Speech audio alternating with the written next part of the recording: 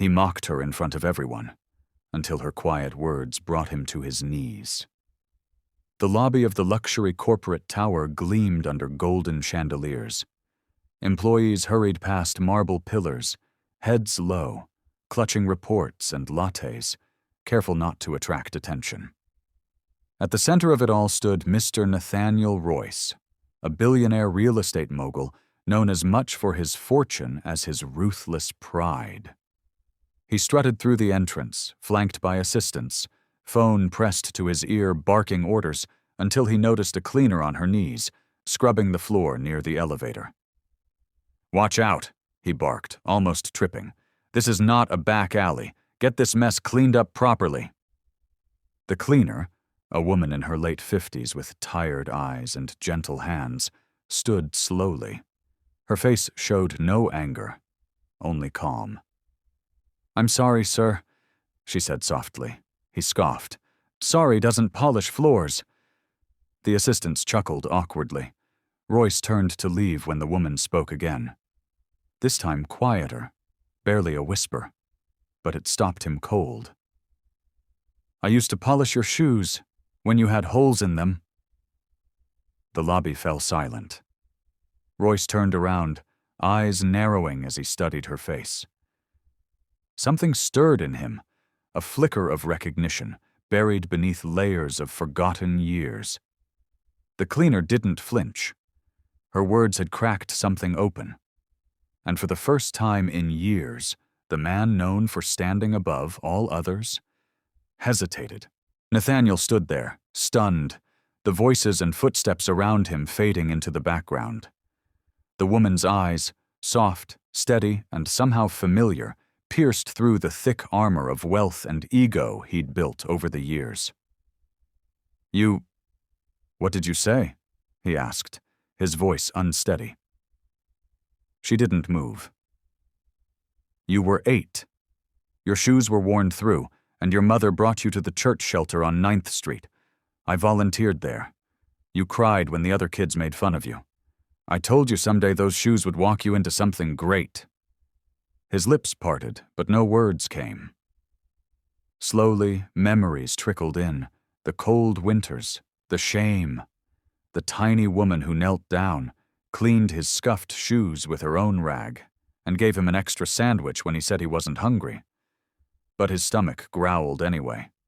Her name hit him like a lightning bolt. "Ms. Elena?" She nodded once. Nathaniel felt a wave of something he hadn't felt in years. Humility, that simple, grounded feeling of being seen for who you were before the success, the power, the money. The woman standing in front of him wasn't just a cleaner in a uniform. She was a cornerstone in his forgotten past. One of the assistants stepped forward nervously. "Sir, your meeting." Nathaniel raised a hand. His eyes didn't leave Elena's. "Cancel everything." She blinked, confused. "Sir, you don't need to." But he wasn't listening. Not to his staff, not to the world around him. Just to the echo of her words, to the quiet grace of someone who had helped him before he had anything to offer in return. He stepped forward. And in a move that stunned the entire lobby, the billionaire slowly dropped to one knee in front of the woman who once knelt to clean his broken shoes. The entire office floor seemed to stop breathing. Nathaniel remained kneeling, his $1,000 suit creased, shoes polished like mirrors. But none of that mattered now. "You were there when no one else was," he said, his voice thick with emotion. "I had forgotten your face, but never the feeling you gave me. Warmth, dignity."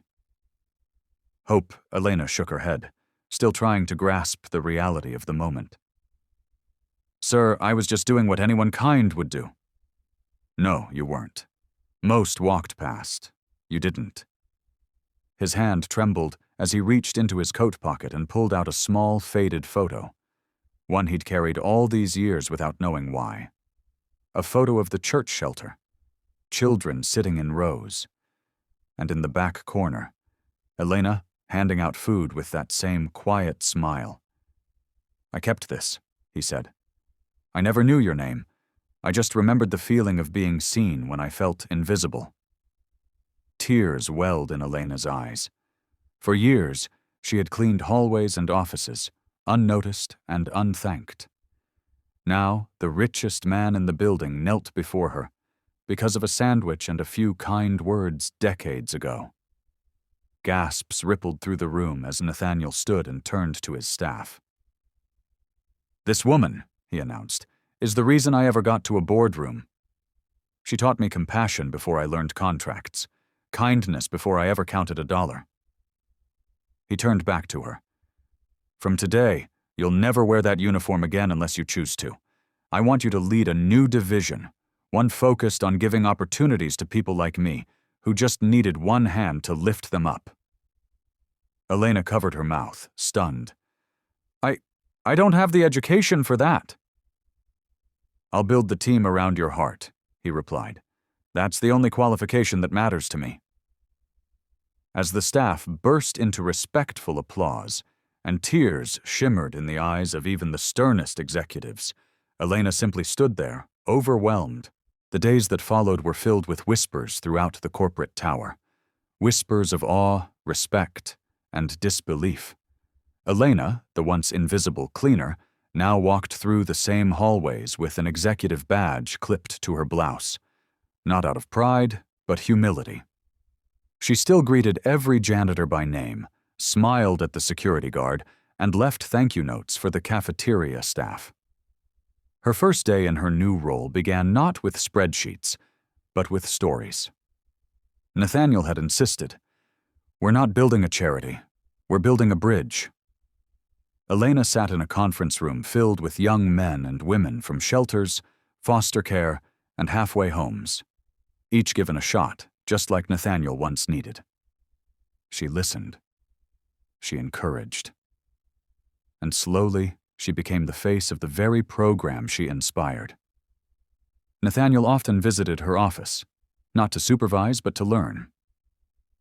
"You saved me once," he'd say. "Now you're saving so many more." At the year-end company gala, where millionaires and influencers gathered in tuxedos, Elena stood beside Nathaniel on stage. The audience expected a CEO speech. Instead, Nathaniel handed Elena the microphone. "I used to think success was about numbers," she said quietly. "But now I know it's about people. The ones we lift, the ones we remember, and the ones we choose not to ignore." There wasn't a dry eye in the room. After the gala, Nathaniel stood with her under the city lights. "Do you regret saying those words that day?" he asked, remembering the whisper that changed everything. She smiled. "Number." Because for the first time in years, someone finally heard them. And from that day forward, the story of the woman who was once overlooked, but changed everything with kindness, became the heartbeat of the company.